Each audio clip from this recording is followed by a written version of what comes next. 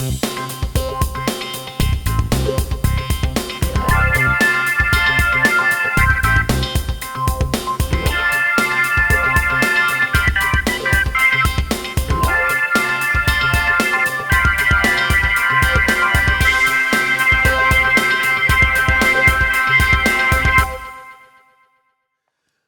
back to another video. My name is Kyle and I suck at budgeting. It is time for another Beyond the Budget. We have Charlotte here, who is kind of off camera, but it'll be okay for now. You can scoot over if you want. There you go. So we are doing another Beyond the Budget video today. I've lost count of what number this is. I think it's topic 3, right? It is the third topic. You're correct. I think it's the 5th or 6th one that we're doing. So depends on how you count, I guess. So we are doing savings today and investing. Saving and investing. Sweet. For sure. Awesome. So I'm just going to turn it over to her and let her do her thing. So Terrific. Go for it. All right. So, yes, today we are covering saving and investing. And, of course, I have a quote to start off with. No, you don't. You have 2 quotes. I see it. Well, I'm going to start with one quote. Okay. So my quote says, if you can be an average investor for an above average period of time, that you can achieve incredible results. And, you know, the person who said that is Morgan Housel, who just happens to be the person who wrote the Psychology of Money book that Which we I held don't up. have. We held up on a previous episode. So that really is going to lead us into this whole investing thing. Because what we have talked about before is that you don't have to be amazing at any of these things. He's saying as long as you can do it in an average way for an above average period of time, which we'll talk about, that you're going to be in good shape.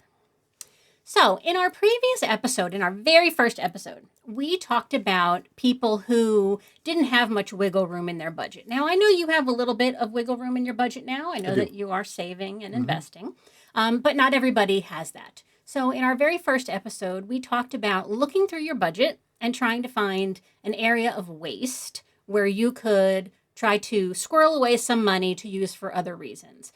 And we've talked about some of those other reasons already. Emergency funds, sinking funds, getting a month ahead, debt payoff. All of those are great things to do with that extra money that you have squirreled away. But there's more. So we're going to first focus on the saving part of our discussion today. And that really has to do with what we've already talked about with the emergency fund. So when you save money, the goal is to preserve your funds. You do not want to lose your money. The fancy word for that is capital preservation. That's what us nerds call it. We nerds? Us nerds? What's the right grammar there? I don't know that I would call it capital preservation, so you can just say you. That's what I would say. So basically, when you are saving money in an emergency fund or for a sinking fund of something coming up soon, right? So let's say that you have a sinking fund for Christmas. Well, you need to make sure that by Christmas time that money is there. You don't want to put it at risk. You want to make sure that it is there when you need it. So when we save money, we're looking at a time frame of needing the money between the next 3 years, let's say. So when you save money like that, the appropriate place to do that is either your checking account, your savings account, a money market fund, sometimes like a CD, a certificate of deposit, and occasionally treasury bills, but that's getting crazy. I don't think we can get that far today. But our goal is to preserve the money so that when Christmas time comes, the money is there. We don't want suddenly November to show up and we have put it in something risky and now the money is gone and we cannot buy any gifts. That would be terrible.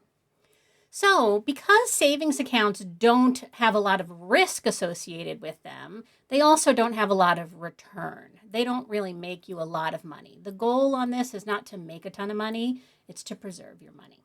So I know my savings account, I think, is making like 0.01% right now.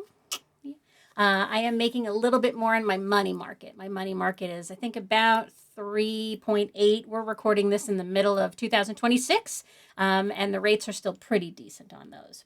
But still, not a ton of money. So this is suitable for your emergency funds, your sinking funds, your month ahead. But there's more. So the next thing that we can do is called investing. Now, let me ask you a question, Kyle. Oh boy. Do you feel like you are an investor? No. Well, I'm going to tell you that you are an investor. Because I know, and you guys know, that Kyle has money in his TIAA at work. He has money in his Vanguard accounts. He is an investor. Okay, this is what an investor looks like. This is what an investor looks like. You don't have to be some Wall Street type and know all this information. You just have to be putting money in to something that is growing in a way that's not just trying to preserve the capital on that. So you are an investor. Congratulations. Yay. This is something I really drilled into my kids. We started investing with them when they were tweens kind of. And we would always say, you identify as an investor. You are an investor. You earn money, you invest. And that's the way it works. So there you go. All right. So when you invest, you're purchasing things like different assets like stocks or bonds. Now, next time, 2 sessions from now, we'll talk about the stock market and we'll get into depth about stocks and bonds and mutual funds and all that good stuff. But for right now, we're just talking about investing in assets, investing in things that go up in value. So a lot of times, the goal for that is either retirement or long-term savings. So we talked about how savings accounts are really for short-term needs between now and 3 years from now. When we look at investing, we're talking about basically from anything that you need about 5 years out or longer. Now, you may say, well, what about that 3 to 5 years in the middle? That's kind of a gray area, right? Depending on your tolerance and your capacity for handling ups and downs and things and how much leeway you have in terms of spending that money, you can decide. But generally, if you have money that you're saving for something for 5 years out, investing is the way to go. Most people start investing in their retirement accounts at work. So I know that's how you started with various employers. You've had some 401ks along the way. Yep. And most of those retirement accounts start with 4s. So it's the 401ks, the 408s, the 401as, 403bs, 457s. I don't know. They all start with 4. If you happen to be a government employee, you might have access to something called the Thrift Savings Plan, which is another one of those.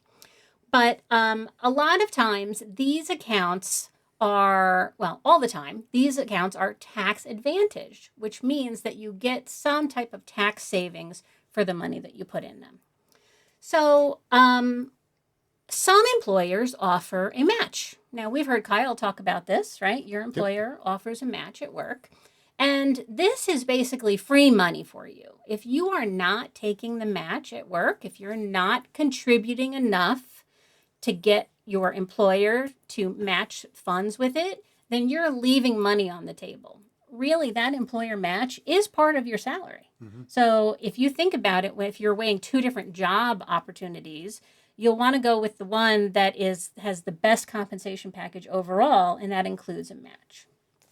Now, we can't get into all the details, but some employers have restrictions about how much they put in, how quickly they'll match it, all that good stuff. That you need to find out from your employer. But doing that employer match is definitely one of the first steps that people do when they're starting to invest, is they try to put in enough to get that match. So some people say, well, how much can I put into my retirement account? Well, when at work, you can put in up to $24,500 and more than that if you are over 50, which Kyle is not over 50 yet, but some of us in the room may be over 50. So that's important for people. It's called a, how dare you? It's called a catch-up contribution. And in addition to that, there's no income restrictions in general. You can, no matter how much money you make, you don't get phased out where you don't get to add anything to it. So with that catch-up provision, which makes me think of ketchup, but is there a limit? Like if you've got a certain amount invested, do you not qualify for that, or is it just you're over that amount, so you're over that age, you get to have that all? It's purely based on age. Okay. So there's a certain amount that you can put in once you're over 50. And then right now there's a wacky amount that you can put in if you're 61, 62, or 63. It's like all craziness. Okay. But yes, it has no other restriction except for your age. Sounds good. Now, some people either don't have a plan at work or don't like their plan at work. My plan at my job was terrible. For any of the teachers out there who have 403Bs, be careful because a lot of them have very high fees. So some people put into an IRA. Do you know what an IRA stands for, Kyle? Some nerd that does taxes, right? IRA. There you go, Mr. IRA there, Mr. right? IRA. So most people say an individual retirement account. For us nerds, we know it's an individual retirement arrangement. But individual retirement account. Were you going to make a nerd comment? No, I was just going to say nerd, but go ahead. So the good thing about these is that you can put money in there even if you don't have an employer who is allowing you to do it through them. But there are some negatives. The contribution limits are much smaller. You can only put in $7,500 as somebody under 50. And there are certain restrictions that go along with that. Sometimes there's income restrictions. Sometimes there is tax deductible restrictions. It gets a little wonky. So again, we're kind of keeping this high level right now, but there are opportunities for people who want to save into retirement who don't have the opportunity to do so at work. Now, all of these retirement accounts generally have an age restriction in terms of when you can take the money out. Usually it's 59 and a half. There's all sorts of ways around that, but usually it's 59 and a half. So sometimes people say, well, first of all, maybe somebody is self-employed and they don't even have an employer that they can do that. There are also self-employed plans out there. But some people say, I don't want to tie my money up till 59 and a half. Sometimes I need money before that. Well, the option there is something called a brokerage account. So a brokerage account is money that you can put in that is not for retirement. It has no restrictions. You can put in as much as you want. You can take it out whenever you want. And there's really no restrictions on it. But there's no tax advantage to it. So those are the primary ones. So we have retirement accounts and we have non-retirement accounts. Now, talking about the tax restrictions, there are certain tax advantages to saving in a retirement account. So there are traditional accounts and there are Roth accounts. Now, I know, Kyle, that the money that you have from your previous 401ks were all traditional. Correct, yes. So what traditional means is that the money that you put in to your account that year is excluded from tax. So you take your salary minus the amount that you put into your retirement, your traditional retirement account, and then you pay tax on the rest. So some people call that pre-tax. It gets a little confusing when people say that. So just know that money that you put into your traditional is not taxed in the year that you put it in. Mm-hmm. It grows tax-free, but then when you take it out, after age 59 and a half, the whole thing is taxed. The initial contributions, the growth, the whole thing. So we tax nerds, I'm going with we, I think that's the right one. Okay. We tax nerds like something called tax diversification. So when Kyle got his new job that he's been at for many years now, 5 years about, right? Yep. I had suggested to him, what about a Roth? Because the Roth is kind of the opposite of the traditional. The money that you put in the year you contribute it, you do pay tax on. So you don't get any kind of tax break up front. The money grows tax-free. But then when you take the money out in retirement, it is completely tax-free. There's many arguments back and forth about which way is best, but a lot of financial professionals out there suggest that having a mix of these is a great choice. Now, are we tax professionals? No, we're not. We are not. We are not tax professionals. This is not advice. Don't take it that way, but we're just trying to educate you on that. That kind of answered my question. Should I consider rolling my stuff over and paying the tax now so I don't have to worry about paying it later? I guess the answer is no.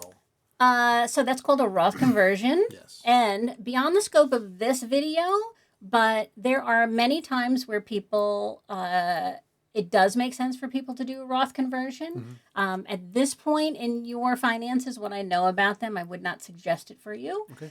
because I feel like that amount that you have in your Vanguard amount is kind of staying the same, growing. You're not adding to it right now, but you're adding so much to your Roth that even though it's kind of maybe 60-40 right now, by the time you retire, I think that Roth portion is going to be much larger than your traditional. Right. There are reasons to have some in traditional, which, again, beyond the scope of this, but it's nice to have a mix. So the brokerage accounts that we were talking about, though, they don't have that same tax advantage that the retirement accounts do. So like I said, the money going in to your brokerage account, you've already paid the tax on. There is some tax considerations throughout the years. Every year you'd get a form because you have to pay dividend tax on some dividends, which is a small amount. And then when you take the money out, you only pay tax on the growth. Okay. Okay, so you're never double taxed in there. So you pay tax on the contributions going in, you only pay tax on the growth coming out. This is something that I use a lot as an early retiree. So because that tax flexibility of that brokerage account is really helpful for me. All right, so we're going to look at a resource today, and it is from one of my favorite resources out there, the Money Guys. Okay, so the Money Guys have a podcast of the same name. They have a YouTube channel. They have a website. They have all of this good stuff. Fabulous, fabulous information that they share. This is a something that they call the wealth multiplier.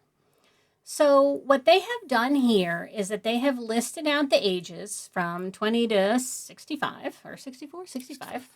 And they have figured out how much money, first of all, how much money you would need to save every month to hit $1 million by the time you are 65. This assumes that you have zero saved.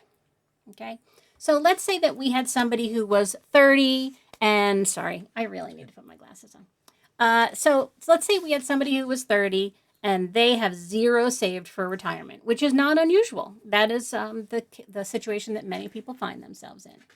This says that they would need to save $340 every month from now until they retire at age 65 to hit $1 million. So what I like about this sheet here is it kind of gives people a sense of where they might be if they're starting from scratch. Now, it's harder. Now, Kyle, you are 44 right 44, now. yep. But you are not starting from zero. However, if we look at 44, it shows that you would need to save $1,620 a month in order to be a millionaire by age 65. Now, that sounds suspiciously close to what you are putting in to your TIAA. No? Nope. Less? Less. More? Less. How much are you putting into your TIAA? 629.08. Or didn't there 629.20? Are you factoring in the match and all that other stuff? No, the match would be.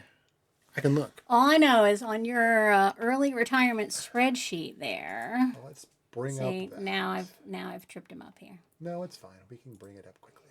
So my point is that let's say that somebody already has some funds saved, that then this amount that they're adding is going to add on top of it. So you see that yearly additional investment there in the middle.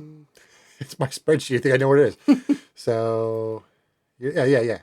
Right? Yep. So 20 Yep. divided by 12. Mm-hmm. Isn't that about 1,600? I guess.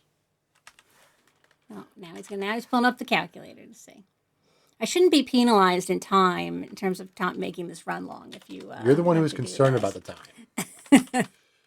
Divided by 12. Oh, Yeah.